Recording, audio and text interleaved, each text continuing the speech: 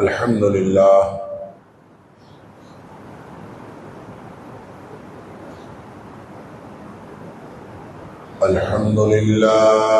نحمده ونستعینه ونستغفره ونؤمن به ونتوکل علیہ ونعوذ باللہ من شرور انفسنا ومن سیئات اعمالنا من يهده الله فلا مضل له ومن يضلل فلا هادي له وأشهد أن لا إله إلا الله وحده لا شريك له وأشهد أن محمدا عبده ورسوله صلى الله عليه وسلم أرسله بالحق بشيرا ونذيرا بين يدي الساعة فمن يطع الله ورسوله فقد رشد واهتدى ومن يعص الله ورسوله فقد ضل وغوى فإنه لا يضر إلا نفسه ولا يضر الله شيئا نسأل الله ربنا أن يجعلنا ممن يطيعه ويطيع رسوله ويتبع رضوانه ويجتنب سخطه فإنما نحن به وله أما بعد فإن خير الحديث كتاب الله وخير الهدي هدي محمد صلى الله عليه وآله وسلم وشر الأمور محدثاتها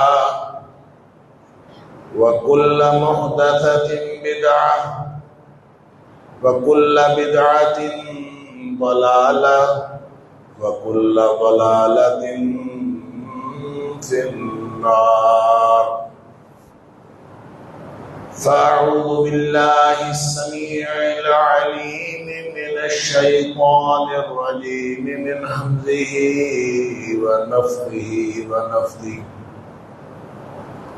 بسم الله الرحمن الرحيم لقد كان لكم في رسول الله أسوة حسنة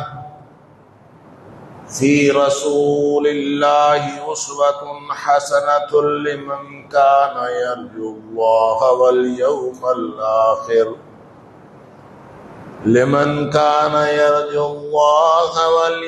الآخر وذكر الله كثيرا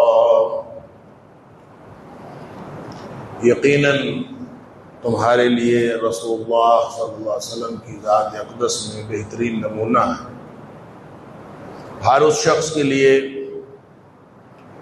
جو اللہ سے ملاقات کی امید رکھتا ہو اور آخرت کے دن کی امید رکھتا ہو اور اللہ کو بہت زیادہ یاد کرتا رہے۔ صدق اللہ العظیم۔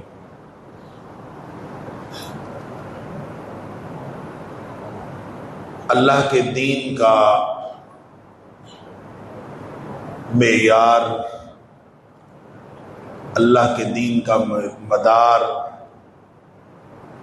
اور اللہ کے دین کا بہترین نمونہ نبی اکرم صلی اللہ علیہ وسلم کی ذات اقدس ہے۔ اور ظاہر ہے کہ جو معیار ہو اس کے شمائل کا اور اس کے اسوہ کا اور اس کی حیات طیبہ کا جو مطالعہ ہے وہ بہت ضروری ہوتا ہے، کیونکہ اگر آپ مطالعہ نہیں کریں گے، اس کی زندگی کو اپنی زندگی کے اندر ایک رہنما اصول کے طور پر اپنانے کی کوشش نہیں کریں گے، تو اس کا مطلب یہ ہے کہ آپ دین سے دور ہوتے چلے جائیں گے، کیونکہ دین نبی اکرم صلی اللہ علیہ وسلم کی ذات اقدس کا نام۔ جو کچھ آپ نے بتا دیا، میں نے چند گزارشات اس حوالے سے گزشتہ جمعہ میں بھی عرض کی تھی کہ نبی کریم صلی اللہ علیہ وسلم جو بتا دیں وہ دین، جس سے آپ منع کر دیں وہ بھی دین، جس کو آپ اپنے سامنے ہوتا دیکھیں اور آپ اس کو منع نہ کریں اور گویا اس کو آپ نے برقرار رکھا، تو جس کو آپ برقرار رکھیں اس کو حدیث تقریری کہا جاتا ہے۔ نبی پاک صلی اللہ علیہ وسلم نے گویا اس کو اپنی خاموشی سے برقرار رکھا، تو وہ بھی دین۔ آپ کی ہاں بھی دین ہے، آپ کی نہ بھی دین ہے، کیونکہ یہ اتھارٹی اللہ نے نبی پاک صلی اللہ علیہ وسلم کو دی۔ آج بہت سارے لوگوں کو یہ پریشانی ہے کہ لوگ قرآن کے علاوہ نبی پاک صلی اللہ علیہ وسلم کی حدیث کی طرف کیوں لپکتے ہیں، حلت و حرمت کا معیار نبی پاک صلی اللہ علیہ وسلم کو کیوں قرار دیتے ہیں۔ بہت سارا جدید ذہن جو ہے اس بارے میں آج تک پریشان دکھائی دیتا ہے کہ نازل تو قرآن ہوا تھا، نازل تو قرآن ہوا تھا، تو نبی پاک صلی اللہ علیہ وسلم معیار کیسے بن گئے؟ آپ لوگ یہ کیوں نہیں کہتے کہ قرآن معیار ہے؟ یقیناً کہا جا سکتا تھا، اگر یہ قرآن ڈائریکٹ امتیوں کو ملا ہوتا تو یہ کہا جا سکتا تھا کہ قرآن معیار، کیونکہ یہ قرآن نازل ہی نبی پاک صلی اللہ علیہ وسلم کے قلب اطہر پر ہوا ہے، اور نبی پاک صلی اللہ علیہ وسلم ہی ہمیں بتانے والے ہیں کہ یہ قرآن قرآن ہے۔ خود قرآن کا حوالہ نبی اکرم صلی اللہ علیہ وسلم کی ذات اقدس ہے۔ جب تک نبی پاک صلی اللہ علیہ وسلم قرآن کو قرآن نہ کہیں، قرآن نہیں بنتا۔ اللہ نے معیار بنایا نبی پاک صلی اللہ علیہ وسلم، اور رہ گئی حلت و حرمت کی بات، تو خود نبی پاک صلی اللہ علیہ وسلم نے یہ اصول بتایا، ما حل اللہ فی کتابہ فہو حلال وما حرم اللہ فی کتابہ فہو حرام۔ جو اللہ نے اپنی کتاب میں حلال کر دیا وہ حلال ہے، جو اللہ نے اپنی کتاب میں حرام کر دیا وہ حرام ہے۔ کتنا شاندار اصول! بتانے والے کون ہیں؟ نبی اکرم صلی اللہ علیہ وسلم۔ ایک دفعہ پھر معیار کون ہے، مدار کیا ہے؟ نبی پاک صلی اللہ علیہ وسلم کی ذات اقدس وہ بتا رہے ہیں کہ قرآن معیار۔ اب جب قرآن معیار ہے تو قرآن کہتا ہے، سورہ اعراف میں قرآن کہتا ہے کہ نبی پاک صلی اللہ علیہ وسلم کی جو ذمہ داریاں ہیں، آپ کی جو اتھارٹی ہے، اس میں سے ایک اتھارٹی یہ ہے وَيُحِلُّ لَهُمُ الطَّيِّبَاتِ وَيُحَرِّمُ عَلَيْهِمُ الْخَبَائِثَ۔ نبی اکرم صلی اللہ علیہ وسلم کی جملہ ذمہ داریوں میں سے ایک ذمہ داری یہ ہے کہ یہ طیبات کو حلال ٹھہرائیں، حلال قرار دیں، اور جو خبیث چیزیں ہیں، ناپاک چیزیں ہیں، ان کو حرام ٹھہرائیں، حرام قرار دیں۔ طیبات کو حلال قرار دینا اور خبیث چیزوں کو، خبائث کو حرام قرار دینا، یہ بھی نبی پاک صلی اللہ علیہ وسلم کی ذمہ داری۔ کون کہہ رہا ہے؟ قرآن کہہ رہا ہے۔ اور جب نبی پاک صلی اللہ علیہ وسلم نے فرمایا کہ قرآن کے حلال کردہ کو حلال جانو، قرآن کے حرام کردہ کو حرام جانو، تو اللہ کا قرآن یہ اتھارٹی نبی پاک صلی اللہ علیہ وسلم کو دے رہا ہے. اللہ اکبر. جیسے ابن مسعود رضی اللہ تعالیٰ عنہ سے غالباً کسی خاتون کا مکالمہ ہوا تھا، تو انہوں نے کہا تھا کہ اللہ نے جوڑا کرنا، یہ جو خاتون اوپر جو کرتی ہیں اپنا بال اوپر بنا کے اونٹ کی کوہان کی طرح، یہ منع کیا. حضرت ابن مسعود فرماتے ہیں کہ اللہ نے یہ جوڑا کرنا منع کیا. وہ خاتون حیران ہوگی، وہ کہتے ہیں میں نے تو سارا قرآن پڑھا ہے، اس میں تو بالوں کا ذکر ہی نہیں ہے. بال بنانے اور بالوں کا جوڑا کرنے نہ کرنے کا ذکر ہی نہیں ہے قرآن میں، تم کیسے کہتے ہو کہ اللہ نے منع کیا؟ اللہ اکبر. تو انہوں نے فرمایا کہ اللہ نے قرآن میں یہ نہیں کہا کہ ما آتاکم الرسول فخذوہ وما نہاکم عنہ فانتہوا، جو اللہ کے رسول صلی اللہ علیہ وسلم تمہیں دیں وہ لے لو، اور جس سے منع کرے اس سے رک جاؤ. اس سے بڑی اتھارٹی اور کیا ہوگی؟ حلت و حرمت کی اس سے بڑی اتھارٹی کیا ہوگی کہ اللہ کا رسول صلی اللہ علیہ وسلم جو تمہیں دے وہ لے لو، اور جس سے منع کرے اس سے رک جاؤ. یہ پڑھا ہے قرآن؟ کہتی ہاں یہ تو میں نے پڑھا. تو فرمایا کہ اللہ نے نبی پاک صلی اللہ علیہ وسلم کے بارے میں جب یہ اتھارٹی دے دی کہ جو وہ دے وہ لے لو اور جس سے منع کرے اس سے رک جاؤ، تو اس سے منع کیا ہے نبی کریم صلی اللہ علیہ وسلم. اور جب نبی پاک صلی اللہ علیہ وسلم نے منع کیا ہے تو اس کا مطلب کیا ہے کہ اللہ نے منع کیا. کیوں؟ اس لیے کہ وما ينطق عن الهوى ان هو الا وحی یوحى. نبی اکرم صلی اللہ علیہ وسلم قرآن کی کوئی بات ہو، شریعت کی کوئی بات ہو، حلت و حرمت کی کوئی بات ہو، تو وہ اپنی مرضی سے بات نہیں کرتے، وہ اللہ کی مرضی سے بات کرتے. لہذا نبی پاک صلی اللہ علیہ وسلم کسی کو حرام ٹھہرائیں، کسی کو آپ حلال ٹھہرائیں، تو اس کا مقام وہی ہے جو اللہ کے قرآن میں حلت و حرمت کا ہے، کیونکہ مدار نبی اکرم صلی اللہ علیہ وسلم کی ذات ہے. بس یہ پتہ نہیں کس نے غلط فہمی ڈال دی کہ مدار قرآن ہے. او بھائی قرآن مدار ہے، لیکن قرآن نازل کس پر ہوا ہے؟ قرآن نبی اکرم صلی اللہ علیہ وسلم پر. قرآن کا اپنا ریفرنس جب تک مدینے والے کی مہر نہ ہو قرآن نہیں بنتا. یہاں تو 10 پارے کھا جانے والے بھی موجود ہیں، یہاں تو قرآن کے بارے میں مختلف قسم کے خیالات رکھنے والے بھی موجود ہیں. تو آپ کو کیسے پتا چلے گا کہ پارے کتنے ہیں، سورتیں کتنی ہیں، آیات کتنی ہیں؟ کون بتائے گا؟ نبی اکرم صلی اللہ علیہ وسلم بتائیں گے کہ قرآن اتنا. قرآن کی 114 صورتیں تب بنی جب نبی پاک صلی اللہ علیہ وسلم نے بتا دیا کہ یہ 114. لہذا الحمد کی الف سے لے کر بلکہ بسم اللہ الرحمن الرحیم کی با سے لے کر سورۃ الناس کی سین تک یہ نبی اکرم صلی اللہ علیہ وسلم سے یہ اتھارٹی ملتی ہے تو قرآن بنتا ہے. یہ جو ہم کہتے ہیں نا 6666 آیات ہے قرآن، یہ تو ویسے ہی فگر غلط ہے. قرآن کی آیات ہیں 6234، 6235 یا 6236. یہ فگر ہیں. لیکن یہ سوال پیدا ہوتا ہے کہ کس نے کہا کہ 34 ہیں، کس نے کہا 35 ہیں، کس نے کہا 36 ہیں، اور یہ کیوں ہے؟ یہ اختلاف بھی کیوں ہے؟ یہ اختلاف اس لیے ہے کہ بعض آیات کے بارے میں روایت آتی ہے کہ یہاں نبی کریم صلی اللہ علیہ وسلم نے ملا کے پڑھا تو وہ آیت 1 بن گئی، یہاں ملا کے نہیں پڑھا تو وہ آیات 2 بن گئی. یہ اختلاف بھی نبی پاک صلی اللہ علیہ وسلم سے ثابت شدہ روایت پر موقوف. لہذا قرآن بنتا ہے نبی پاک صلی اللہ علیہ وسلم کے فرمان پر. حلال و حرام کا اختیار اللہ نے نبی پاک صلی اللہ علیہ وسلم کو دے دیا.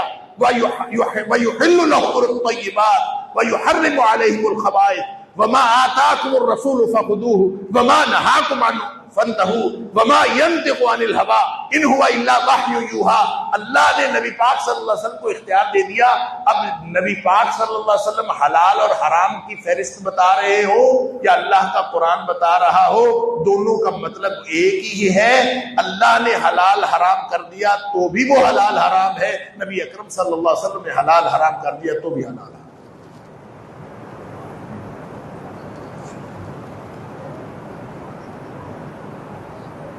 اس کی وجہ ہے کہ اللہ تعالیٰ نبی پاک صلی اللہ علیہ وسلم کو جو وحی نازل فرماتے تھے وہ صرف قرآن نہیں تھا، قرآن کے علاوہ بھی نبی پاک صلی اللہ علیہ وسلم پر وحی نازل ہوتی تھی. ایک تو قرآن بنتا جا رہا تھا جو وحی نازل ہوتی تھی، اور اس کے علاوہ بھی نبی پاک صلی اللہ علیہ وسلم کے پاس وحی آتی تھی، اور وہ نبی پاک صلی اللہ علیہ وسلم جو دوسرے احکام ارشاد فرماتے تھے وہ بھی وحی الہی کی وجہ سے فرماتے تھے. خود تو کوئی بات وما ينطق عن الهوى ان هو الا وحی یوحی، وہ اپنی خواہش سے تو کوئی بات کرتے ہی نہیں تھے. تو اپنی خواہش سے نہیں کرتے تھے پھر کہاں سے آتی تھی بات؟ آسمانوں سے. خود نبی پاک صلی اللہ علیہ وسلم اپنی طرف سے کوئی بات نہیں ارشاد فرماتے، لیکن ارشاد فرماتے ہیں قرآن کے علاوہ بھی آپ احکام ارشاد فرماتے ہیں. تو اس کا مطلب ہے قرآن کے علاوہ بھی نبی پاک صلی اللہ علیہ وسلم پر وحی نازل. اس کا ایک ثبوت تو یہ ہے کہ آپ کا خود ارشاد ہے انما اوتیت القرآن ومثلہ معہ، مجھے قرآن عطا کیا گیا اور قرآن جیسی ایک اور چیز بھی عطا کی گئی. وہ جو قرآن جیسی ایک اور چیز ہے وہ کیا ہے کہ جو قرآن میں وحی تو آئی لیکن وہ قرآن میں شامل نہیں ہوئی، حکم آ گیا. وہ حکم پھر نبی پاک صلی اللہ علیہ وسلم نے آگے بتا دیا. اس میں سے بعض احکام تو ایسے ہیں جس میں اللہ نے فرمایا کہ میری امت کو، میری مخلوق کو یہ بات بتا دیجئے. جب اللہ نے یہ فرمایا کہ میری مخلوق کو یہ بات بتا دیجئے تو نبی پاک صلی اللہ علیہ وسلم نے بعض وہ جو انما اوتیت القرآن، مجھے قرآن دیا گیا مثلہ معہ، اور اس کے ساتھ اس جیسی ایک اور چیز بھی عطا کی گئی، وہ بعض اوقات تو نبی پاک صلی اللہ علیہ وسلم ویسے احکام کی صورت میں ارشاد فرماتے تھے، اور بعض اوقات ارشاد فرماتے تھے اللہ فرماتا ہے.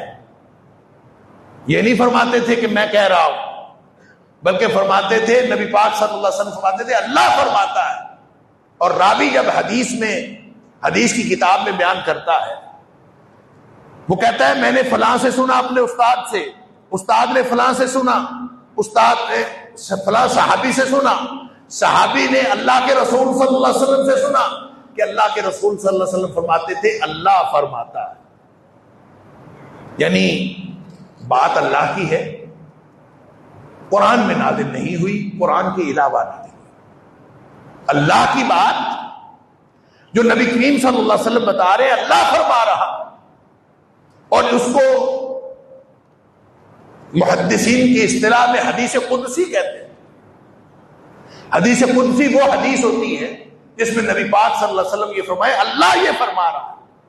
تو یہ ساری وہ چیزیں ہیں جو نبی کریم صلی اللہ علیہ وسلم کو قرآن کے علاوہ وحی کے طور پر نازل ہوتی ہیں.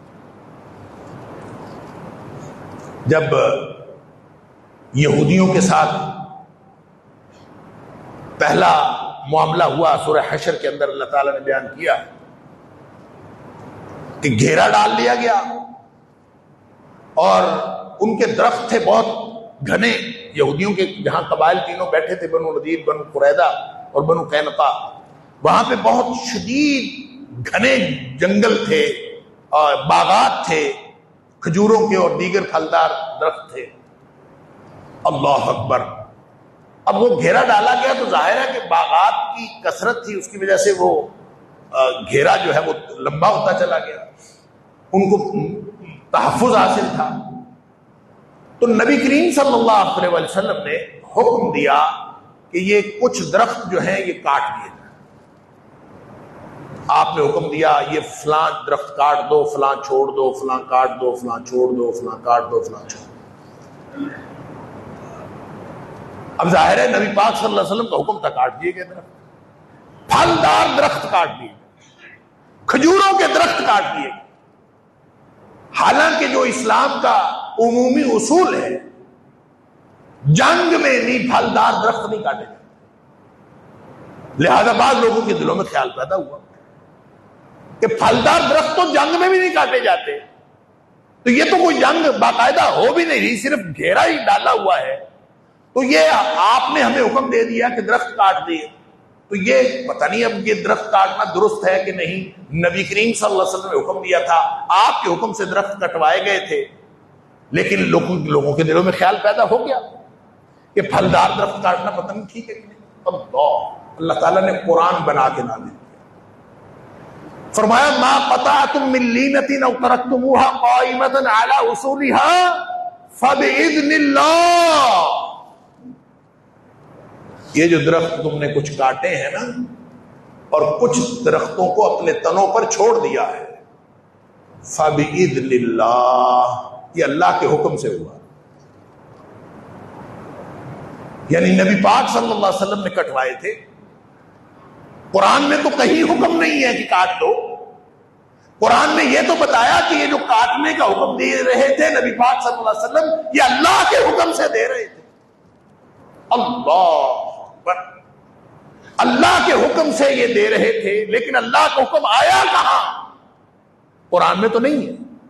تو اس کا مطلب ہے کہ نبی پاک صلی اللہ علیہ وسلم پر جو وحی نازل ہوتی تھی وہ صرف قرآن نازل نہیں ہوتا تھا، قرآن کے علاوہ بھی نبی پاک صلی اللہ علیہ وسلم پر وحی نازل ہوتی تھی، پھر جا کے حکم بنتا تھا، پھر نبی پاک صلی اللہ علیہ وسلم اس کو شریعت کا حکم بنا کے نافذ فرماتے.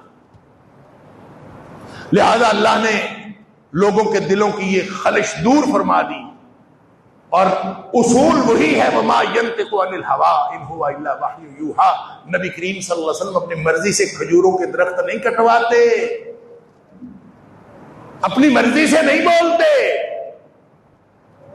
ان هو الا وحی یوحى، اوپر سے وحی نازل ہوتی ہے، پھر نبی کریم صلی اللہ علیہ وسلم حکم دیتے ہیں. پھر آپ نے فرمایا، اللہ فرماتا ہے ما قطعتم من لینۃ او ترکتموها قائمۃ علی اصولها فباذن اللہ.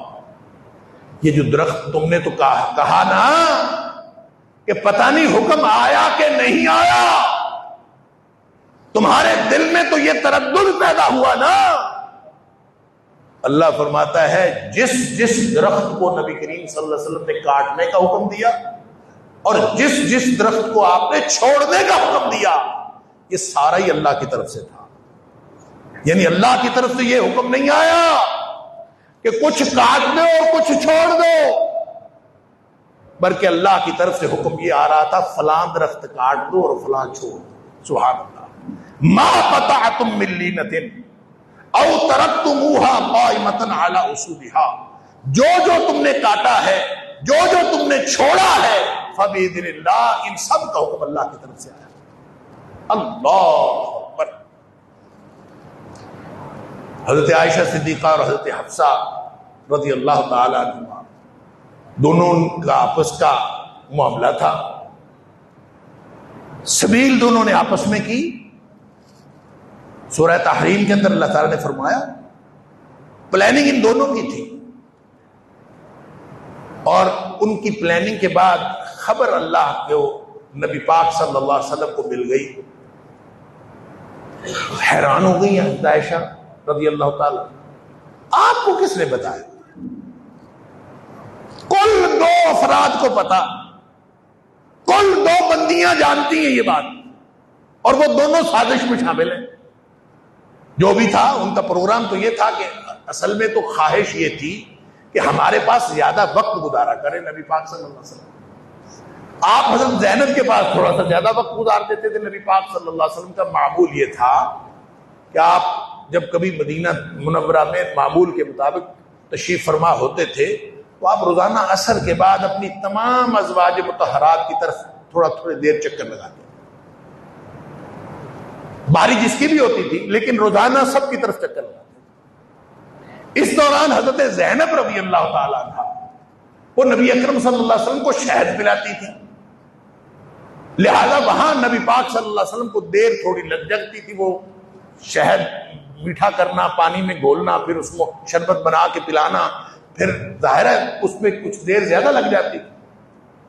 اب ان دونوں کو یہ تھا کہ زیادہ وقت وہاں نہ لگے، ہمارے پاس لگے، اس لیے انہوں نے کہہ دیا کہ تیرے پاس آئیں تو بھی کہہ دینا، میرے پاس آئیں گے تو میں بھی کہہ دوں. کیا کہ آپ کے پاس سے مغافیر کی بو آتی.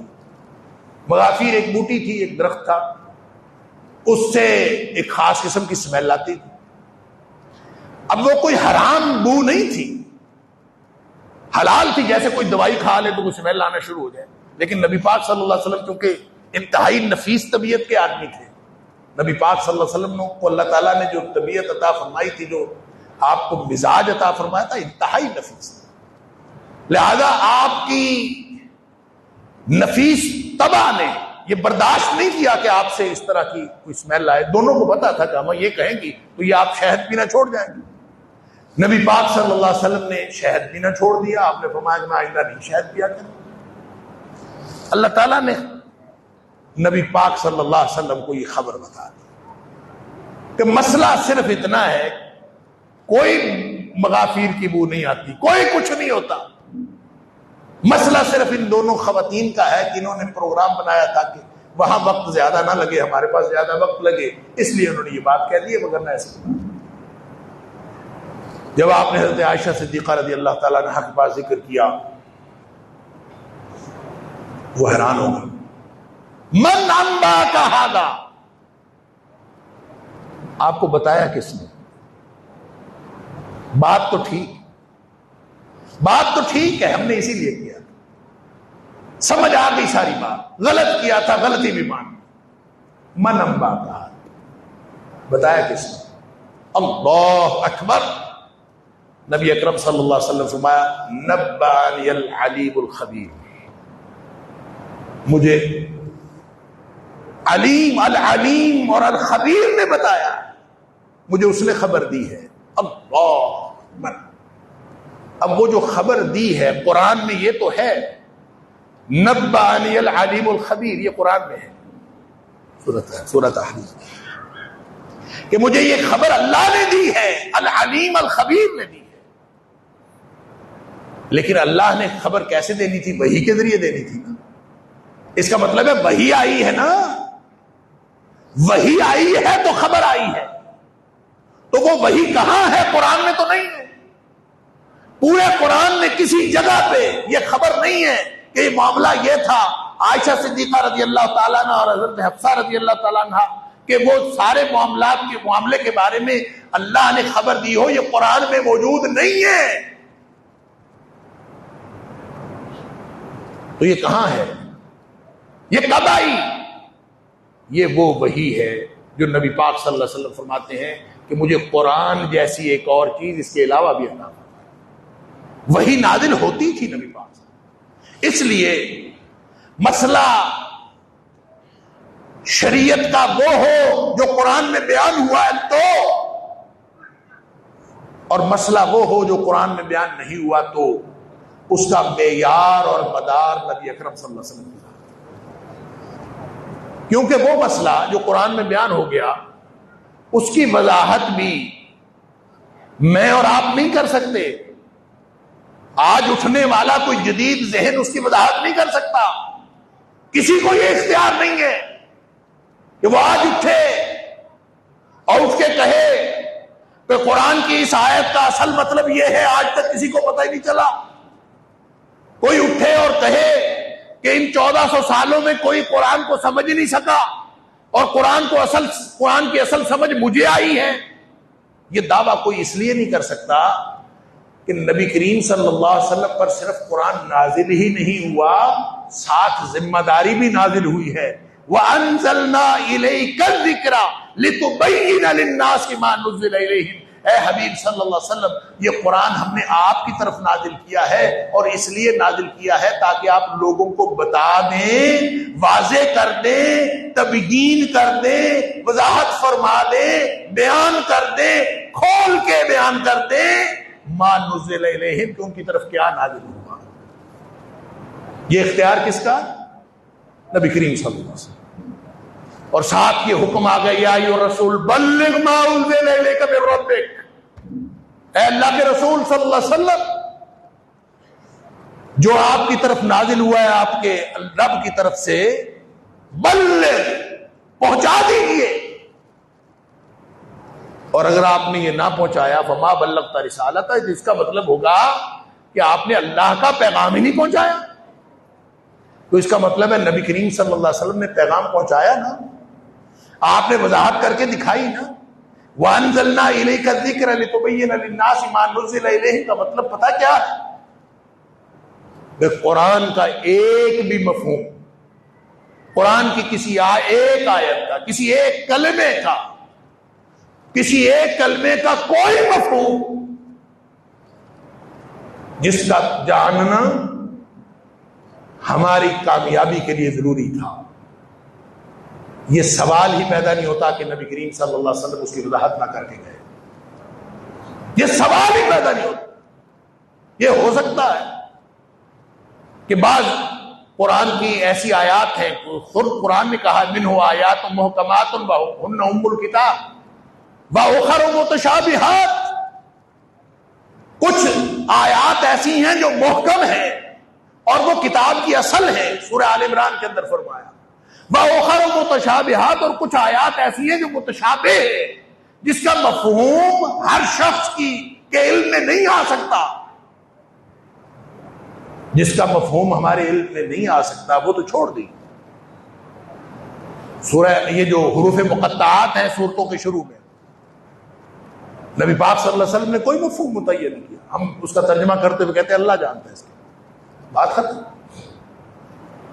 اور متشابہ آیت جو بھی ہو اس کے بارے میں فرمایا کہ جو کل کا چھوکرا ہوگا نا، جو اٹھا ہوگا نیا نیا اور وہ کہے گا کہ میں بتاتا ہوں اصل بات کیا ہے، قرآن کہتا ہے فَأَمَّا الَّذِينَ فِي قُلُوبِهِمْ زَيْغٌ، جن کے دلوں میں ٹیڑھ اور کجی ہے، جن کے دلوں میں ٹیڑھ اور کجی ہے، وہ کہیں گے کہ ہم بتاتے ہیں اس کا معنی کیا ہے۔ وَالرَّاسِخُونَ فِي الْعِلْمِ، اور جن کو اللہ نے علم کا رسوخ دیا ہے وہ کہیں گے کل من عند ربنا آمنا بہ، کل من عند ربنا، وہ کہیں گے ہم اس پر ایمان رکھتے ہیں، یہ سب اللہ کی طرف سے۔ بات ختم۔ یہ اٹھ کے کہنا کہ ہم جانتے ہیں، بھئی تم جو بھی جانتے ہو، جس کا مفہوم اللہ کے رسول صلی اللہ علیہ وسلم نے صحابہ کرام کو بتایا نہیں، صحابہ کرام کو سمجھایا نہیں، نبی کریم صلی اللہ علیہ وسلم سے وہ مفہوم لے کر صحابہ کرام نے آگے پہنچایا نہیں، وہ پھر اپنی مرضی کی اختراع ہے، وہ اپنی مرضی کا علم ہے، اس کا قرآن کے ساتھ کوئی تعلق نہیں۔ اللہ، وگرنہ نبی پاک صلی اللہ علیہ وسلم، ہر چیز کی وضاحت نبی پاک صلی اللہ علیہ وسلم کی ذمہ داری تھی، لہذا جو کچھ نبی پاک صلی اللہ علیہ وسلم نے نہیں بتایا اس کے بارے میں سن لیجئے۔ جو بات نبی پاک صلی اللہ علیہ وسلم نے نہیں بتائی عقلی طور پر، یا اس کا مطلب ہے وہ نبی پاک صلی اللہ علیہ وسلم کو پتہ نہیں تھی، یا پھر آپ کو پتہ تھی اور آپ نے بتائی نہیں، دو ہی باتیں ہو سکتی۔ یا تو یہ ہو سکتا ہے کہ آپ کو اس کا علم ہی نہیں تھا، یا یہ ہو سکتا ہے کہ آپ کو علم تھا اور علم ہونے کے باوجود آپ نے بتایا نہیں، دو ہی باتیں ہو سکتی، تیسری بات تو نہیں ہو سکتی۔ اگر ہم یہ سمجھیں کہ نبی پاک صلی اللہ علیہ وسلم کو علم نہیں تھا، تو جس چیز کا علم نبی پاک صلی اللہ علیہ وسلم کو نہیں تھا، جن پر قرآن نازل ہوا، جس چیز کا علم نبی کریم صلی اللہ علیہ وسلم کو نہیں تھا، اس کا علم اس 14ویں 15ویں صدی ہجری کے لونڈے لپاٹے کو کیسے پتہ چل گیا؟ یہاں آج اٹھنے والے کسی شخص کو کیسے پتہ چل گیا؟ اور اگر نبی کریم صلی اللہ علیہ وسلم کو علم تھا اور انہوں نے بتایا نہیں، تو یہ نبی پاک صلی اللہ علیہ وسلم پر اتنا بڑا الزام ہے، اللہ تعالیٰ معاف فرمائے، یہ اتنا بڑا الزام ہے کہ اس کا مطلب ہے نبی کریم صلی اللہ علیہ وسلم نے نعوذ باللہ من ذالک ثم نعوذ باللہ من ذالک خیانت کی۔ آپ کو پتا تھا، آپ نے بتایا نہیں۔ لہذا امام مالک کہتے ہیں کہ جو شخص یہ کہے کہ کام اچھا ہے، چاہے نبی کریم صلی اللہ علیہ وسلم نے بتایا چاہے نہیں، نیا کام شروع کرے دین میں اور کہے کام اچھا ہے، اس کا مطلب یہ ہے کہ اس نے یہ گمان کیا کہ نبی اکرم صلی اللہ علیہ وسلم نے رسالت ہمارے تک پہنچانے میں خیانت کا مظاہرہ کیا ہے، نعوذ باللہ من ذالک۔ لہذا سن لیجئے، اللہ کا قرآن ہو یا قرآن کے علاوہ شریعت ہو، مدار نبی اکرم صلی اللہ علیہ وسلم۔ ایک مثال میں اور عرض کرتا ہوں، سورہ بقرہ کی آیت نمبر 173 کے اندر اور سورہ مائدہ کی آیت نمبر 3 کے اندر اور پھر سورہ نحل کی آیت نمبر 115 کے اندر 3 مقامات پر، ویسے تو سورۃ الانعام میں بھی ذکر ہے لیکن کم از کم 3 مقامات پر واضح طور پر اللہ تعالیٰ نے یہ فرمایا کہ تمہارے اوپر خون اور مردار حرام کر دیا، حرمت علیکم المیتۃ والدم، تمہارے اوپر ہر قسم کا خون، ہر قسم کا مردار حرام۔ اللہ اکبر۔ اب یہ ہر قسم کا خون حرام، ہر قسم کا مردار حرام، اب یہ آیات نازل کس پر ہو رہی ہے؟ نبی اکرم صلی اللہ علیہ وسلم۔ اس کی وضاحت کس کے ذمے ہے؟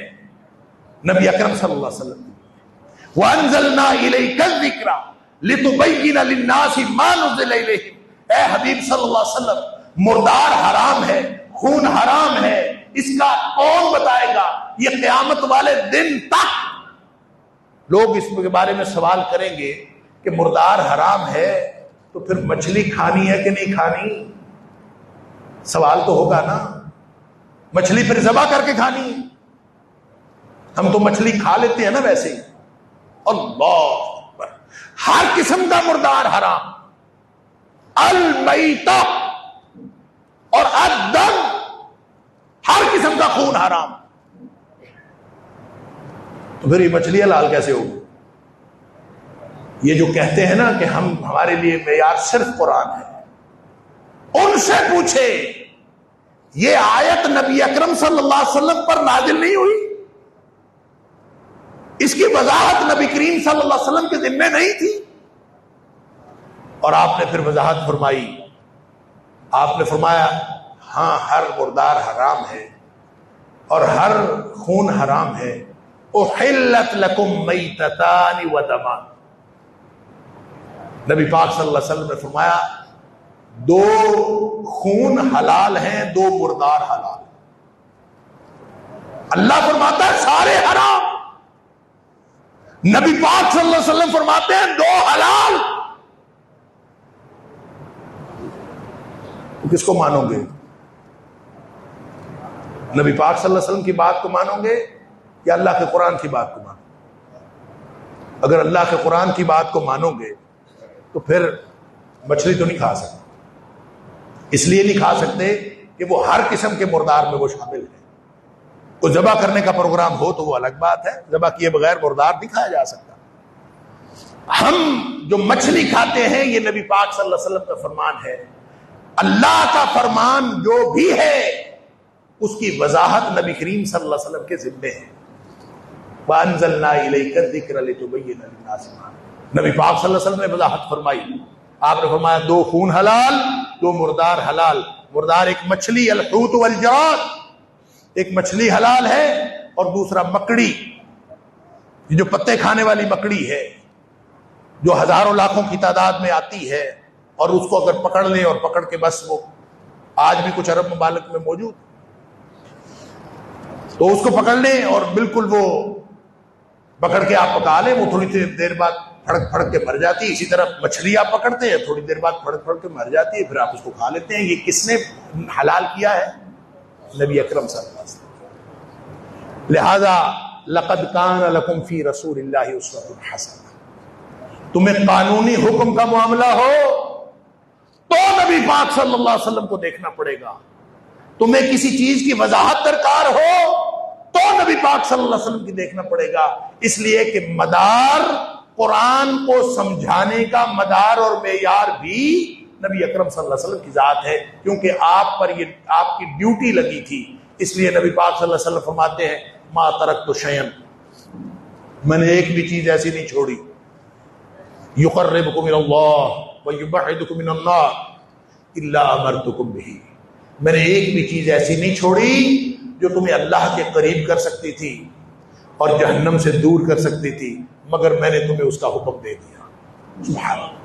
وما ترکت شیئا، اور میں نے ایک بھی چیز ایسی نہیں چھوڑی، یبعدکم من اللہ ویقربکم الی النار، جو تمہیں اللہ سے دور کر سکتی تھی اور جہنم کے قریب کر سکتی تھی، الا نہیتکم عنہ، مگر میں نے تمہیں اس سے منع کر دیا۔ لہذا دین وہ ہے جس سے نبی کریم صلی اللہ علیہ وسلم نے جس کا حکم دے دیا وہ دین ہے، جس سے منع کر دیا وہ دین ہے۔ اللہ تعالی ہم سب کو دین سمجھنے اور عمل کرنے کی توفیق عطا فرمائے۔ وآخر دعوانا الحمدللہ۔